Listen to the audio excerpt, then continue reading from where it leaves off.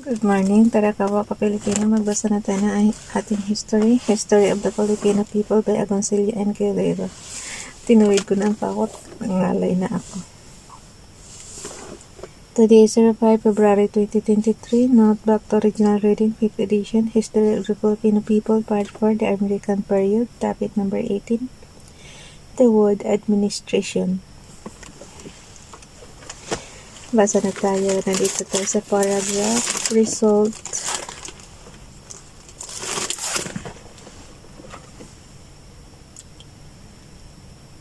Okay, the word administration. Nandito tayo sa paragraph. Results of free trade. Basa. Results of free trade. The adoption of free trade was responsible for the economic prosperity achieved during the American regime. The increase in the volume and value of Philippine trade with the United States increased government revenues. This in turn brought about an improvement in the standard of living of the Filipinos, which according to the recognized authorities was 300% over those of other peoples of Asia. The income earned from the export trade with the United States was spent in the maintenance of public schools, sanitation, and public hygiene, and the preservation of law and order. It also made possible the construction of more roads, bridges, railway lines, and other transportation and communication facilities. Improvements in public works, however, only ensured the continued use of American goods. In a snowballing fashion, the construction of roads, bridges, and the railway system only meant the use of American tools, equipment, and materials. Good roads meant the use of more American cars, trucks, and other vehicles which used American tires, gasoline, and spare parts. The prosperity brought about by free trade, however, was not only artificial and illusory, but was also dependent upon the continuation of free trade relations between the Philippines and the United States. While the balance of trade between the two countries had always been favorable to the Philippines, kaya ano ko yung jacket ko. Ano talaga siya. The prosperity brought about by free trade, however, was not only artificial and illusory, but was also dependent upon the continuation of free trade relation between the Philippines and the United States. While the balance of trade between the two countries had always been favorable to the Philippines, the income from the export of raw materials to the United States was nearly always in direct proportion to the income available for the purchase of goods coming from America. The income which accrued from free trade was used not only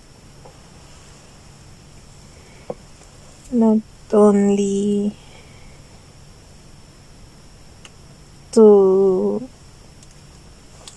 import consumer goods from the United States, which had become highly necessary, but also to maintain and support the Philippine government. The closure of the American market upon achieving independence therefore would automatically imperil the economic stability of the Filipinos and reduce their ability to properly maintain and support their government.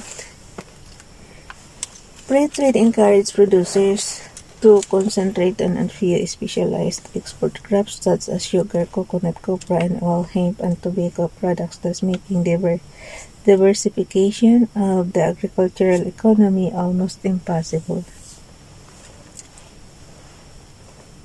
These products took precedence over essential commodities and basic foodstuff, including rice, which naturally the United States exported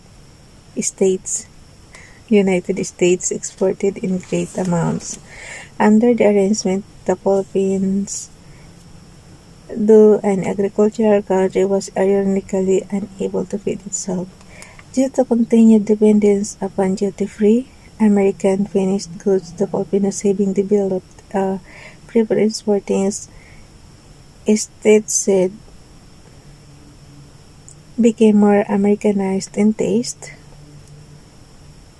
and habits. Stateside. Nakalagay guys, oh. Due to continued dependence upon duty-free American finished goods, the Filipinos having developed a preference for things stateside became more Americanized in taste and habits, such debilitating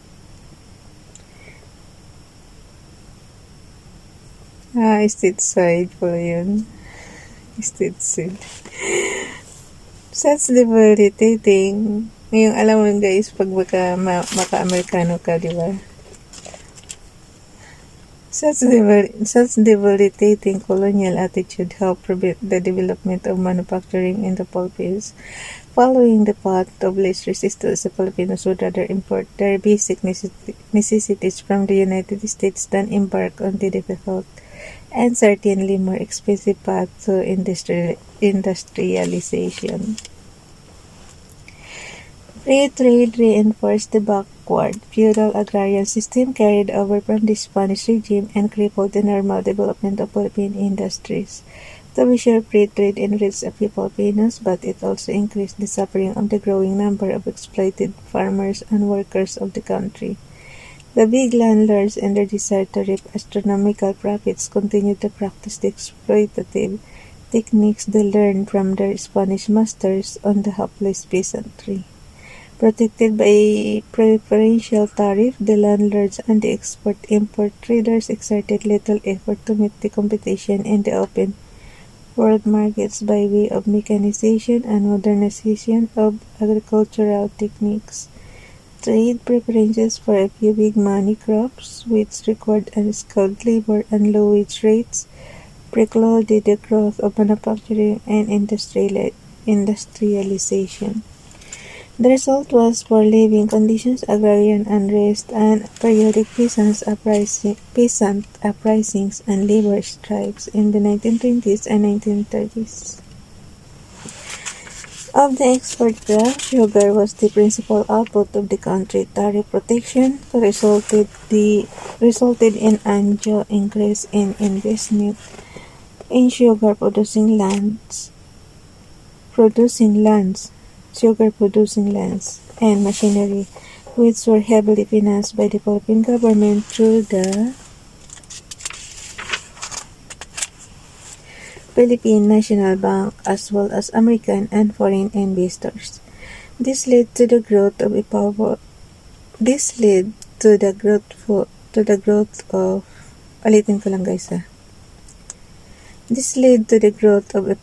native sugar bloc, which, along with other Philippine vested interests, resisted real freedom by pleading for the extension of free trade after independence. As the Philippine economy had become utterly dependent on the American market and the Filipinos had become more accustomed to American goods, the struggle against free trade had become so increasingly hopeless that it had to be abandoned altogether.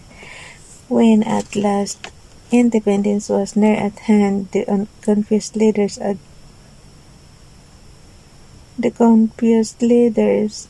of the country debated on whether the Filipinos could afford to be independent or not of the American market and pleaded for the retention of free trade relations for fear of losing tariff protection for Philippine export products and of having to dispense with American goods to which the Filipinos had been so accustomed and which they could not produce.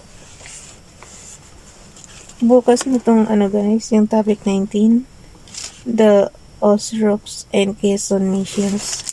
Baka matatapos natin tong libro before March. Mga 1 month lang kaya natin basahin to. Nakalagay sa topic 19, the Osrocks and Quezon missions. The Osrocks mission. Ayan po. Naano ko na lang yung oras natin. Bukas ko na ito basahin.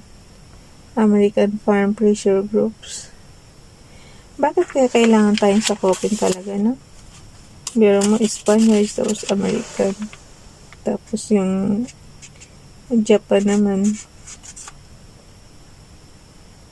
Ano yun eh? Nag-war ang ano, diba? Binumbangan.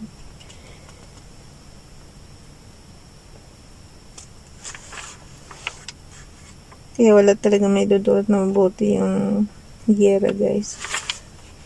Nung araw, puro pag giyera, sinasakop tayo. Bye everyone. God bless.